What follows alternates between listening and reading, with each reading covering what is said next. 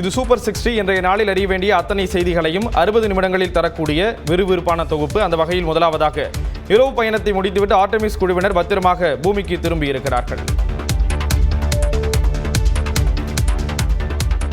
தமிழ்நாட்டின் பல்வேறு பகுதிகளில் உள்ள ஜவுளி கடைகளில் வருமான வரித்துறையினர் அதிரடி சோதனையில் ஈடுபட்டனர். திருச்சியில் பிரபல ஜவுளி கடையான சாரதாஸில் வருமான வரித்துறை அதிகாரிகள் சோதனை செய்தனர். துப்பாக்கி ஏந்திய சிஆர்பிஎஃப் காவலர்களுடன் 3 கார்களில் 20க்கும் மேற்பட்ட அதிகாரிகள் வந்ததால் அப்பகுதியில் பரபரப்பு ஏற்பட்டது.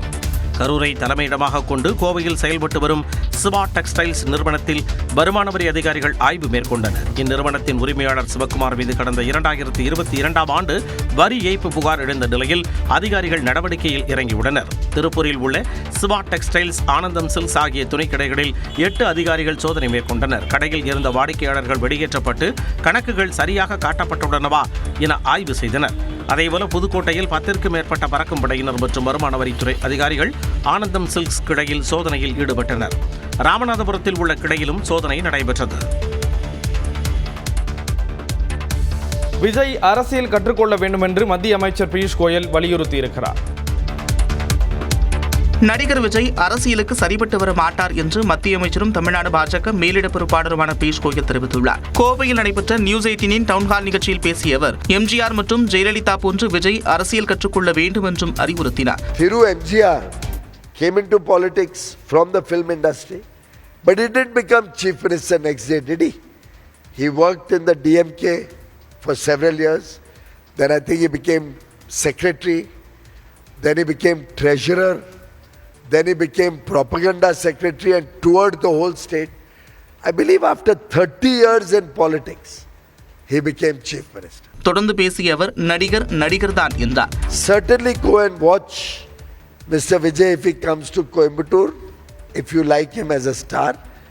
But a star, film star can be a film star, not necessarily a square peg going into a round hole.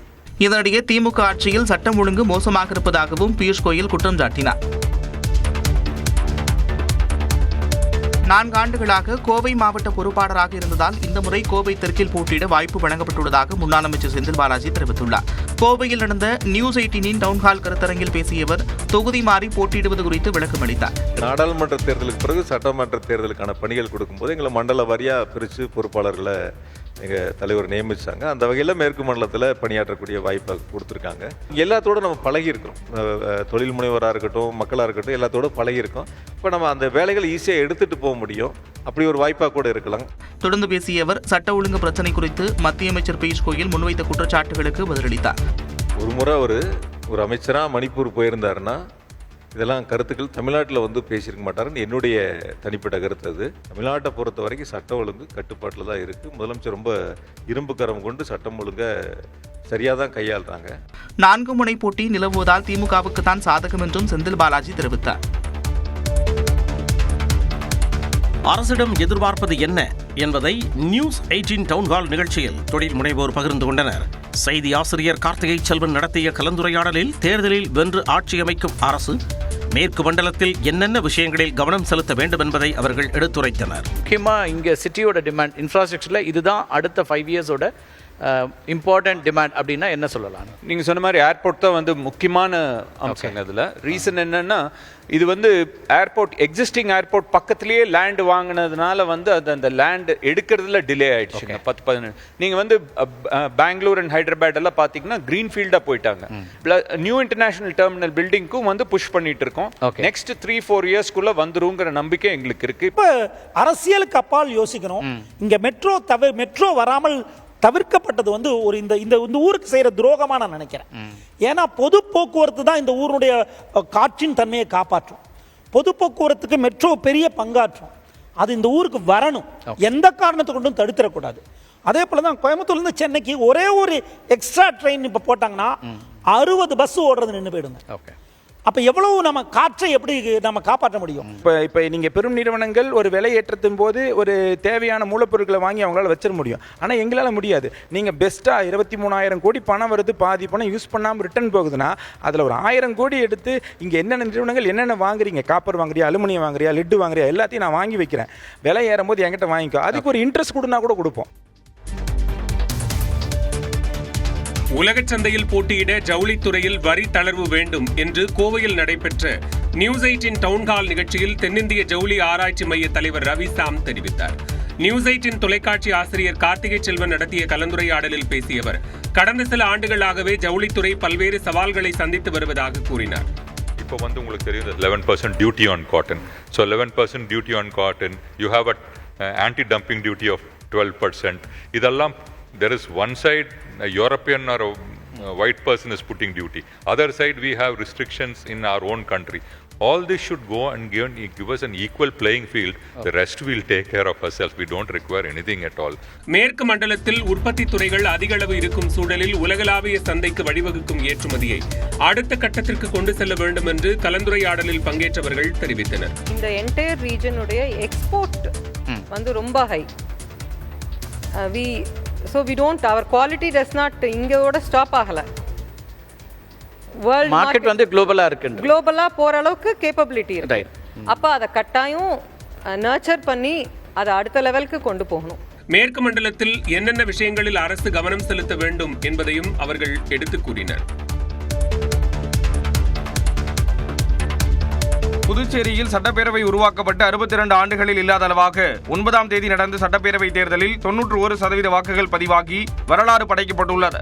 இந்தியாவுக்கு 1947ஆம் ஆண்டு சுதந்திரம் கிடைத்த போதிலும் பிரெஞ்சு ஆதிக்கத்திலிருந்து புதுச்சேரிக்கு 1954ஆம் ஆண்டுதான் சுதந்திரம் கிடைத்தது. இதனால் இந்தியாவில் நடந்த முதல் 2 பொதுத் தேர்தல்களை புதுச்சேரி எதிர்கொள்ளவில்லை. 1963ஆம் ஆண்டு யூனியன் பிரதேசங்கள் சட்டத்தின் கீழ் புதுச்சேரிக்கு 30 உறுப்பினர்களை கொண்ட சட்டமன்றம் அமைக்கப்பட்டது. அதன்பின் 1964ஆம் ஆண்டு புதுச்சேரியில் நடந்த முதலாவது சட்டப்பேரவை தேர்தலில் 77.87% வாக்குகள் பதிவாகின. இதுவரை புதுச்சேரியில் 15 முறை சட்டமன்ற தேர்தல்கள் நடைபெற்ற நிலையில் முன் எப்போதும் இல்லாத அளவாக இந்த முறை 91.23% வாக்குகள் பதிவாகின.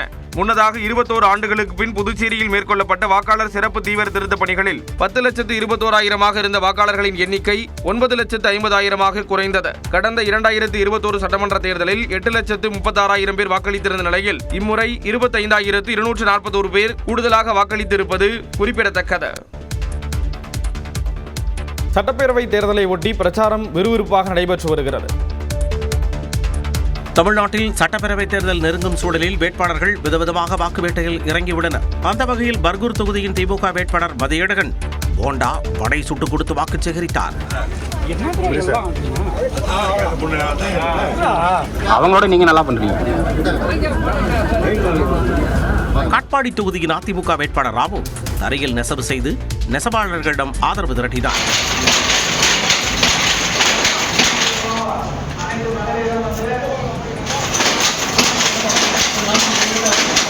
நாகப்பட்டினம் தொகுதியில் நாம் தமிழர் கட்சியின் வேட்பாளர் பாத்திமா பர்கானா இஸ்திரி போட்டு கொடுத்தும் டீ போட்டு கொடுத்தும் பூ வியாபாரம் செய்தும் வாக்கு சேகரித்தார். தாம்பரம் தொகுதி திமுக வேட்பாளர் கிரிக்கெட் விளையாடி வாக்கு சேகரித்தார்.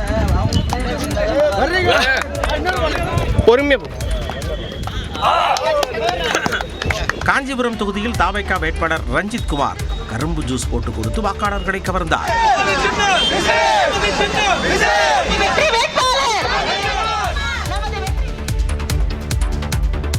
பச்சை துண்டு போட்டு பச்சை துரோகம் செய்தவர் எடப்பாடி பழனிசாமி என முதலமைச்சர் மு.க. ஸ்டாலின் கடுமையாக விமர்சித்துள்ளார். தஞ்சாவூர் மாவட்டத்தில் உள்ள 8 சட்டமன்ற தொகுதிகளில் போட்டியிடும் திமுக மற்றும் கூட்டணி வேட்பாளர்களை ஆதரித்து முதலமைச்சர் மு.க. ஸ்டாலின் வாக்கு சேகரித்தார். அப்போது பேசிய அவர் விவசாயிகளுக்கு ஊக்கத்தொகை வழங்குவதை மத்திய அரசு தடுக்க நினைப்பதாக குற்றம் சாட்டினார். நெல்லுக்கு ஊக்கத்தொகை வழங்கக்கூடாது என அறிவுறுத்தி ஒன்றிய அரசு நமக்கு கடிதம் அனுப்பியிருக்காங்க. உண்மையிலே தமிழர் என்ற உணர்வு இருந்தா இதுக்காவது பழனிசாமி அவர்கள் வாய் திறந்து அவங்க ஓனரான பாஜகவை கண்டிப்பாரா? வெக்கம் மானம் சூடு சுரணம் இருந்தா பாஜகவை கண்டிக்க எடப்பாடி தயாரா? தொடர்ந்து பேசிய அவர் எடப்பாடி பழனிசாமியை கடுமையாக சாடினார். 4 ஆண்டு காலம் முதலமைச்சராக இருந்த போலி விவசாயி பழனிசாமி ஆட்சியில் நெல்லுக்கான ஊக்கத்தொகையை ₹1 கூட அவர் உயர்த்தி தரல. பச்சை துண்டை போட்டுக்கிட்டு பழனிசாமி விவசாயிகளுக்கு பண்ணதெல்லாம் பச்சை துரோகம் தான் பண்ணார். விவசாயிகளுக்கான ஊக்கத்தொகையை முடிந்தால் தடுத்து பாருங்கள் எனவும் முதலமைச்சர் மு.க. ஸ்டாலின் சவால் விடுத்தார். மூட நம்பிக்கைகளை உடைத்து திமுக 2வது முறையாக ஆட்சி அமைக்கும் என முதலமைச்சர் மு.க. ஸ்டாலின் திட்டவட்டமாக தெரிவித்துள்ளார். தஞ்சாவூரில் பரப்புரை செய்த அவர் பாஜக தோல்வி பயத்தில் அதிகாரிகளை பந்தாடுவதாக குற்றம் சாட்டினார். தமிழ்நாட்டில் தங்களுக்கு சாதகமான அதிகாரிகள் நியமிச்சு தேர்தலில் தில்லுமுள்ளு பண்ணலாம்னு பார்க்குறாங்க. அமைதியான தேர்தலுக்கு தமிழ்நாடு தான் பெஸ்ட் எக்ஸாம்பிள். அப்படிப்பட்ட நம்ம மாநிலத்தில் முதல் முறையாக தேர்தலை காரணம் காட்டி தலைமைச் செயலாளர் உள்ளிட்ட பல்வேறு அதிகாரிகளை இப்போ மாற்றி இருக்கிறாங்க. இவ்வளவு பயம் ஏன் அவங்களுக்கு? தொடர்ந்து பேசிய முதலமைச்சர் தான் யோகத்தை நம்புபவன் அல்ல, உழைப்பை நம்புபவன் என்று குறிப்பிட்டார். திமுகவில் யாரும் தொடர்ந்து 2 முறை யாரும் முதலமைச்சர் ஆனது இல்லையா? போன முறை நீங்க சொன்னதை உடைச்சு நான் முதலமைச்சரான, 2வது முறை இல்லைன்னு சொல்றாங்களே, அதையும் உடைக்கிறேன் பாருங்க. 2021 தேர்தலை விட அதிக வாக்குகள் பெறுவோம் எனவும் முதலமைச்சர் மு.க. ஸ்டாலின் நம்பிக்கை தெரிவித்தார்.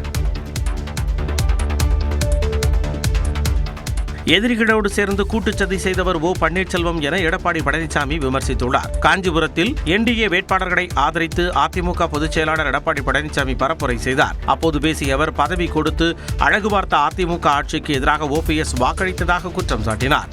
தனக்கு ஏற்பட்ட நோயை கூட பொருட்படுத்தாம அம்மா தமிழகம் முழுவதும் சொல்றது வந்து அதிமுக ஆட்சி அமைச்சாங்க. அந்த ஆட்சிக்கு துரோகம் விளைவித்து தப்பரா இருந்து ஒருவர் எதிரிகளோடு சேர்ந்து நமக்கு எதிராக வாக்களித்தார்கள். மூத்த தலைமை கழக நிர்வாகிகள் சொன்னாங்க, வேண்டாம் ஒன்னா இணையலாம் அப்படின்னு சொன்னாங்க. அவர்களுடைய கருத்தை கேட்டு ஒன்னா இணைத்து இந்த இயக்கத்திற்கே ஒருங்கிணைப்பாளராக்கணும். தொடர்ந்து பேசிய அவர் அண்ணா பெயரை குறிப்பிட்டு திமுகவை சாடினார். பேரறிஞர் அவர்கள் என்ன நோக்கத்திற்கு திமுகவை தொடங்கினாரோ அந்த நோக்கம் இன்றைக்கு சிதைந்து விட்டது. இன்றைக்கு ஒரு குடும்பத்தினுடைய ஆதிக்கத்தில் திமுக சிக்கி சின்ன பின்னமாய் கொண்டிருக்கிறது. பாஜகவுக்கு அதிமுக தொகுதிகளை வாரி கொடுக்கும் என பொய் பரப்புரை செய்த திமுக கூட்டணியை இறுதி செய்ய 20 நாட்கள் போராடியதாகவும் இபிஎஸ் விமர்சித்தார். பொது வாழ்க்கையில் உள்ள பெண்களை முன்னாள் முதலமைச்சர் எடப்பாடி பழனிசாமி அவதூறாக பேசி வருவதாக திமுக எம்பி தமிழச்சி தங்கப்பாண்டியனும் முன்னாள் எம்பி கனிமொழி சோமுவும் குற்றம் சாட்டியுள்ளனர். தனது பேச்சுக்காக எடப்பாடி பழனிசாமி மன்னிப்பு கேட்க வேண்டும் என்றும் அவர்கள் வலியுறுத்தியுள்ளனர். அதிமுக வேட்பாளர் ஜெயக்குமாரை ஆதரித்து சென்னை ராயபுரத்தில் வியாழக்கிழமை பரப்புரை மேற்கொண்ட எடப்பாடி பழனிசாமி திமுக எம்பி கனிமொழி குறித்து அவதூறாக பேசியிருந்தார். இதனைத் தொடர்ந்து சென்னையில் செய்தியாளர்களை சந்தித்த தமிழச்சி தங்கப்பாண்டியனும் கனிமொழி சோமுவும் வரும் தேர்தலில் 3ஆம் இடத்திற்கு அதிமுக தள்ளப்படும் என்ற பயத்தில் எடப்பாடி பழனிசாமி பேசி வருவதாக குற்றம் சாட்டினார்.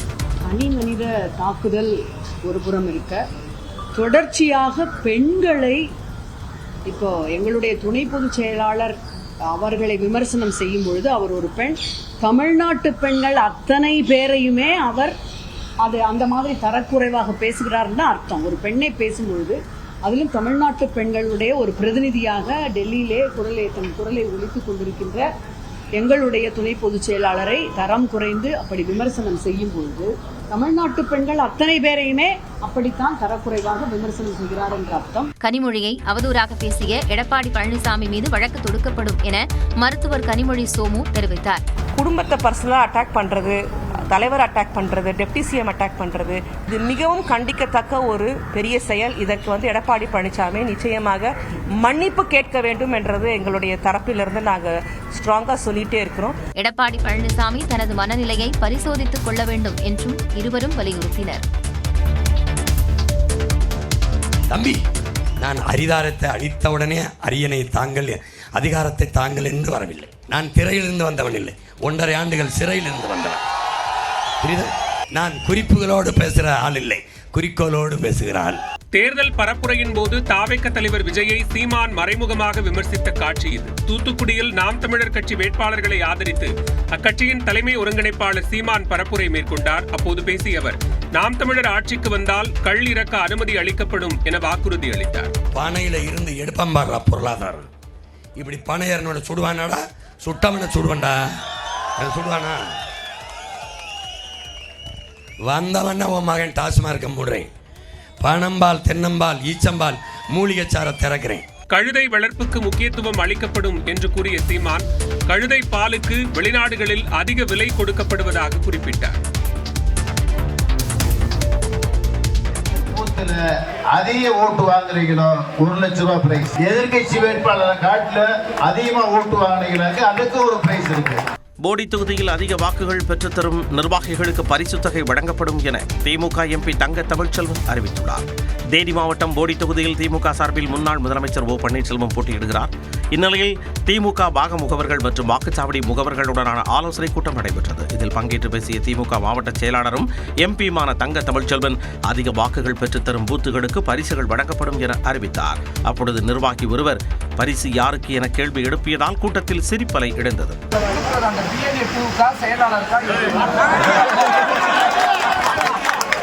நல்ல குட் கொஸ்டின். செயலாளர் BLA to BLC எல்லா பேரும் சேர்த்து பிரிச்சுக்கிறேன். தொடர்ந்து பேசிய ஓ பன்னீர்செல்வம் தனது சார்பில் பரிசுகளை அறிவித்தார். அனைத்து பூத்துகளிலும் அதிகமான வாக்குகள் பெறுகின்ற ஒவ்வொரு ஒன்றியத்திற்கும் ஒன்றிய துணை செயலாளருக்கு 5 பவுனில் தங்கப் பதக்கம் வழங்கப்படும் என்பதை அதேபோல பூத்துகளுக்கு தனது சார்பில் 1 லட்சம் ரூபாய் வழங்கப்படும் எனவும் OPS உறுதியளித்தார். காரைக்குடிக்கு பரப்புரைக்கு சென்ற விஜய் தாமதமானதால் உரையாற்றாமலேயே திரும்பினார்.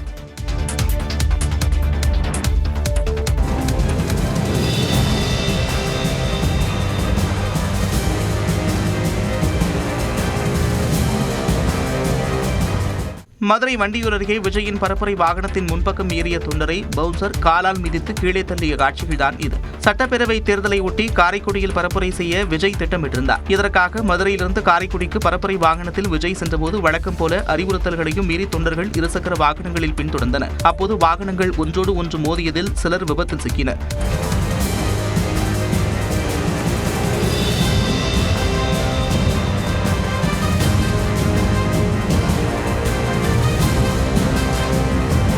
கோவிலூர் அருகே சென்றபோது விஜய் மீது பை ஒன்று திடீரென வீசப்பட்டதால் பரபரப்பு ஏற்பட்டது.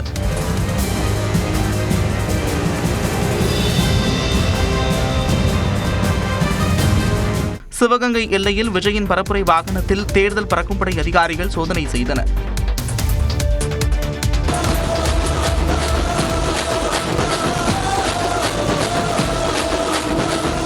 தொண்டர்கள் சூழ சைக்கிளில் பயணித்த விஜய் கூட்டத்தில் சிக்கியதால் தடுமாறினார். மதுரை விமான நிலையத்திலிருந்து காரைக்குடிக்கு வாக்கு சேகரிக்க சாலை மார்க்கமாக தாவேக தலைவர் விஜய் சென்றார். வழியெங்கும் தொண்டர்கள் வரவேற்றனர்.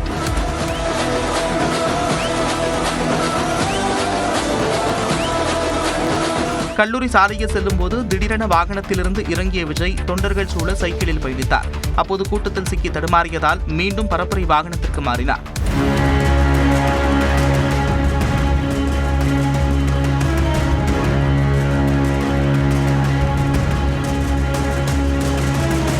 காரைக்குடி சென்றடைந்த அவர் அனுமதிக்கப்பட்ட இடத்தில் பரப்புரை செய்வார் என்று எதிர்பார்க்கப்பட்ட நிலையில் பேசாமல் அங்கிருந்து புறப்பட்டார். மதியம் 2:30 மணி வரை மட்டுமே அனுமதி அளிக்கப்பட்ட நிலையில் மதுரையிலிருந்து காரைக்குடிக்கு செல்ல காலதாமதமானதால் விஜய் பேசாமல் சென்றதாக கூறப்படுகிறது. அவரின் உரைக்காக காலையிலிருந்து கொளுத்தும் வெயிலில் காத்திருந்த தொண்டர்கள் ஏமாற்றத்துடன் திரும்பினர். தாவேக தலைவர் விஜயின் கடலூர் பரப்புரை 2வது முறையாக ரத்து செய்யப்பட்டதாக அறிவிக்கப்பட்டுள்ளது. தமிழ்நாடு சட்டமன்ற தேர்தலை முன்னிட்டு அரசியல் கட்சி தலைவர்கள் சூறாவளி பரப்புரையில் ஈடுபட்டு வருகின்றனர். அந்த வரிசையில் முதல் முறையாக தேர்தலை எதிர்கொண்டுள்ள தாவேக தலைவர் விஜயும் பரப்புரையில் ஈடுபட்டு வருகிறார். சென்னை பெரம்பூரில் தேர்தல் பரப்புரையை தொடங்கிய விஜய் திருச்சி, நெல்லை, தூத்துக்குடி என தொடர்ந்து நேற்று காரைக்குடியில் வாக்குச் சேகரிப்பில் ஈடுபட்டார். இதன் தொடர்ச்சியாக கடலூர் மாவட்டத்தில் இன்று தாவேக தலைவர் விஜய் தேர்தல் பரப்புரையில் ஈடுபட திட்டமிட்டிருந்தார். இந்நிலையில் விஜயின் இன்றைய கடலூர் பரப்புரை ரத்து செய்யப்பட்டதாக அறிவிக்கப்பட்டுள்ளது. ஏற்கனவே 9ஆம் தேதி நடக்கவிருந்த விஜயின் பரப்புரை புதுச்சேரி தேர்தலால் இன்று மாற்றியமைக்கப்பட்டிருந்த நிலையில் மீண்டும் ரத்தாகியுள்ளது. நெல்லை, தூத்துக்குடி, காரைக்குடி என விஜயின் தேர்தல் பரப்புரையில் அடுத்தடுத்து வாகன விபத்துக்கள் நடந்த நிலையில் சென்னையில் இருந்து 175 கிலோமீட்டர் தொலைவில் உள்ள கடலூருக்கு முழுக்க வாகனத்திலேயே செல்ல வேண்டி இருப்பதால் மேலும் சில விபத்துக்கள் ஏற்படலாம் என கருதி முன்னெச்சரிக்கை நடவடிக்கையாக பரப்புரை ரத்து செய்யப்பட்டதாக தாவேக தரப்பில் கூறப்படுகிறது. அதே நேரம் ஒரு நாள் பரப்புரையில் ஈடுபட்டால் மறுநாள் பரப்புரையை தவிர்ப்பது விஜயின் அரசியல் முதிர்ச்சியற்ற சூழலை காட்டுவதாக அரசியல் விமர்சகர்கள் கூறுகின்றனர். ஜெயலலிதாவின் ஆட்சி அமைக்க அதிமுகவுடன் கூட்டணி அமைத்துள்ளதாக டிடிவி தினகரன் கூறியிருக்கிறார். ரிஷிவந்தியம் தொகுதியில் பரப்புரையில் ஈடுபட்ட பாமக தலைவர் அன்புமணி திமுகவின் 8000 ரூபாய் கூப்பன் வெற்று காகிதம் என்றும் அதிமுக ஆட்சி அமைந்தால் 10,000 ரூபாயை வங்கிக் கணக்கில் வழங்குவதோடு ஒரு ஃப்ரிட்ஜும் சேர்த்து தர உள்ளதாக தெரிவித்தார். ஸ்டாலின் உங்களுக்கு 8000 ரூபாய் கூப்பன்னா பேப்பர் கொடுப்பார். எடப்பாடி பழனிசாமி அவர்கள் உங்களுக்கு 10,000 ரூபாய் உங்க பேங்க் அக்கவுண்ட்ல நேரடியா உங்க கணக்கு. காரைக்குடியில் பரப்புரை மேற்கொண்ட அமமுக பொதுச் செயலாளர் டிடிவி தினகரன் ஜெயலலிதாவின் ஆட்சியை மீண்டும் அமைக்க அதிமுகவுடன் அமமுக சேர்ந்துள்ளதாக கூறினார். அன்றைக்கு நாங்கள் பிரிந்து நின்றதால் அது திமுகவிற்கு கொண்டாட்டமாக போய்விட்டது.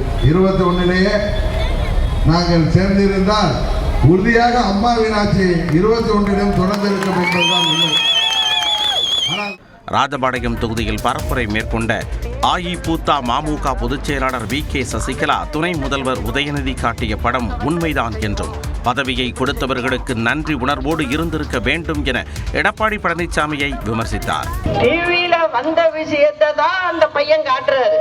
அதாவது பதவி கொடுத்தவங்களுக்கு நன்றியா இருந்திருக்கணும். வீட்டுல ஒரு நாய்க்குட்டி வளர்த்தீங்கன்னா கூட, ஒரு சின்ன பிஸ்கட் கொடுத்தீங்கன்னா கூட அது நன்றியோட இருக்கும். தொடர்ந்து தமது கட்சி வேட்பாளர் ஹரிசுக்கு சசிகலா வாக்கு சேகரித்தார். என் தலைவர் ராகுல் காந்திக்கு நான் ஏற்கனவே அனுப்பிட்டேன். அவர் இதுவரைக்கும் ஒரு ஆக்ஷனும் எடுக்கல. என்னோட ராஜினாமாக்கு எஸ்ன்னு சொல்லல, நோன்னு சொல்லல. நீ என்ன நடுவுல பூந்து ஹியூமிலேட் பண்றது? அப்படி என்ன உனக்கு பெட்டி மேல அவ்வளவு ஆசை? ஆல்ரெடி பின்னாடி வதன் நிஷா கிட்ட ஏற்கனவே பெட்டி வாங்கிட்டல, கன்னியாகுமரி கொலைச்சல்ல இருந்து. தன்னை நீக்கும் அதிகாரம் அகில இந்திய மகளிர் காங்கிரஸ் தலைவி அல்கா லம்பாவிற்கு இல்லை என தமிழ்நாடு மகளிர் காங்கிரஸ் தலைவி பதவியில் இருந்து நீக்கப்பட்ட ஹசீனா நியூஸ் 18 அடித்த சிறப்பு பேட்டிதான் இது. சட்டப்பேரவை தேர்தலுக்கான காங்கிரஸ் கட்சியின் வேட்பாளர் பட்டியலில் ஹசீனாவின் பெயர் இடம்பெறவில்லை. இந்நிலையில் காங்கிரஸ் தலைமை முறையாக செயல்படவில்லை என குற்றம் சாட்டி கட்சியில் இருந்து விலகுவதற்கான ராஜினாமா கடிதத்தை தலைமையிடம் கொடுத்திருப்பதாக ஹசீனா சையத் பேட்டியளித்திருந்தார்.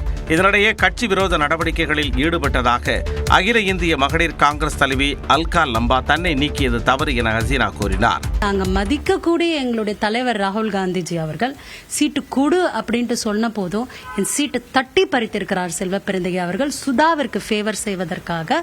பாஜகவில் கூட 5 பெண்களுக்கு சீட் கொடுத்துள்ளதாகவும் காங்கிரஸில் 2 பேருக்கு மட்டுமே சீட் கொடுத்துள்ளதாகவும் அவர் கூறினார். மாம்பழம் சின்னத்தை முடக்க கோரி பாமக நிறுவனர் ராமதாஸ் தாக்கல் செய்த வழக்கை தள்ளுபடி செய்து சென்னை உயர்நீதிமன்றம் உத்தரவிட்டுள்ளது.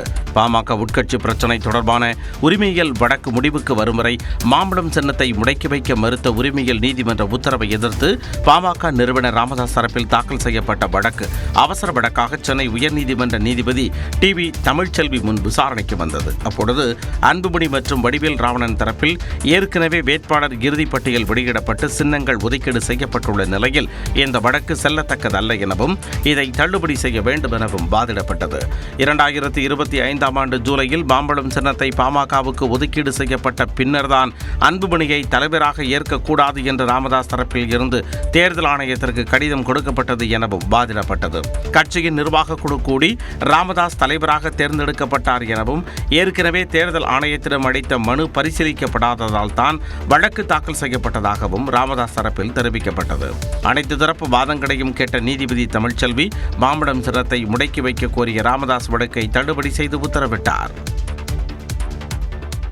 வனவிலங்கு மற்றும் கால்நடை அறிவியலுக்கான ஒருங்கிணைந்த பல்கலைக்கழகம் திறக்கப்பட்டிருக்கிறது. வனவிலங்குகள் மற்றும் கால்நடை அறிவியலுக்கான உலகின் முதல் ஒருங்கிணைந்த பல்கலைக்கழகமான வந்தாரா குஜராத்தில் திறக்கப்பட்டுள்ளது.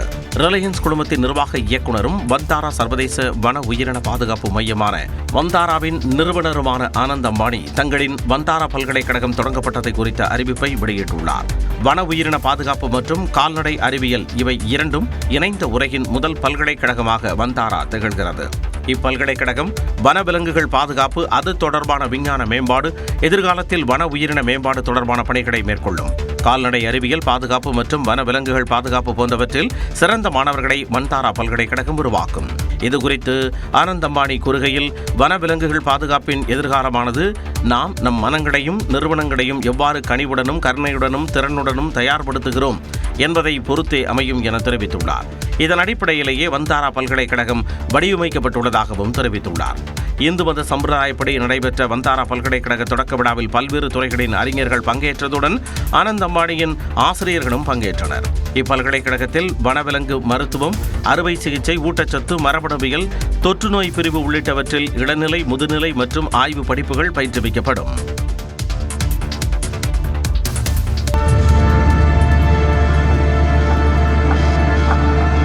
ககன்யான் திட்டத்தின் 2வது கட்ட ஏர் டிராப் சோதனையை இஸ்ரோ வெற்றிகரமாக நிறைவு செய்தது.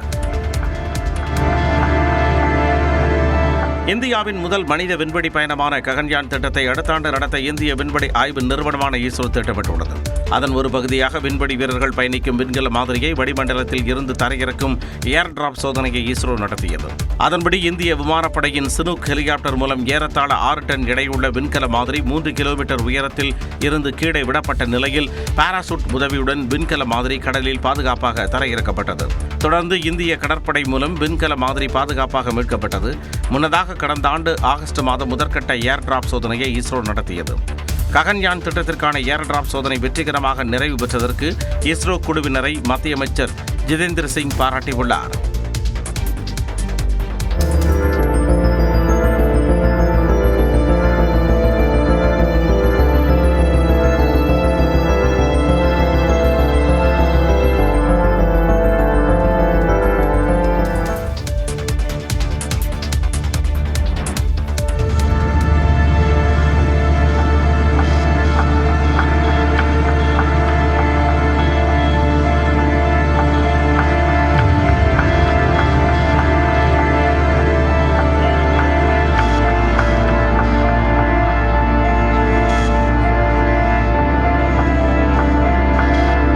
மனிதர்கள் இதுவரை பயணித்திராத நிலவின் தொலைவு பகுதியை எட்டிய ஆர்டெமிஸ் 2 குழுவினர் 10 நாள் நிலவு பயணத்தை வெற்றிகரமாக முடித்துக் கொண்டு பாதுகாப்பாக பூமிக்கு திரும்பிய காட்சிதான் இது.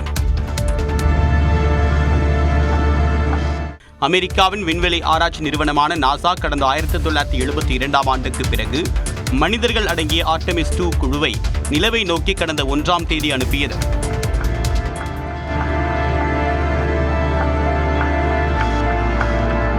இதுவரை மனிதர்கள் செல்லாத தூரத்தை எட்டிய 4 பேர் கொண்ட இந்த குழுவினர் நிலவின் பின்பக்கம் சென்று கரடுமுரடான மேற்பரப்புகளை படம் பிடித்துவிட்டு பூமிக்கு புறப்பட்டனர். விண்வெளி வீரர்கள் பயணித்த ஓரியான் விண்கலம் மணிக்கு 38,365 கிலோமீட்டர் வேகத்தில் வளிமண்டலத்திற்குள் நுழையும் போது நெருப்பு பந்து போல் காட்சியளித்தது. இதனைத் தொடர்ந்து இந்திய நேரப்படி அதிகாலை 5:30 மணி அளவில் சாண்டியாகோவுக்கு அருகே உள்ள பசிபிக் பெருங்கடல் பகுதியில் திட்டமிட்டபடி ஓரியான் விண்கலம் பாதுகாப்பாக சரியான நிலையில் விழுந்தது.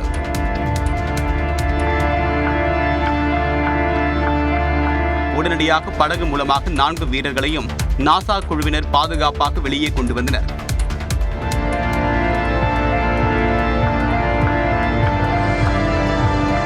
பிறகு ஹெலிகாப்டர் மூலமாக அவர்கள் கரைக்கு அழைத்து வந்து பரிசோதனைக்கு உட்படுத்தினர். இந்த சாதனையை படைத்த நாசாவுக்கு வாழ்த்து தெரிவித்திருக்கூடிய அமெரிக்க அதிபர் ட்ரம்ப் செவ்வாய் கிரகம்தான் அடுத்த இலக்கு என்று குறிப்பிட்டுள்ளார்.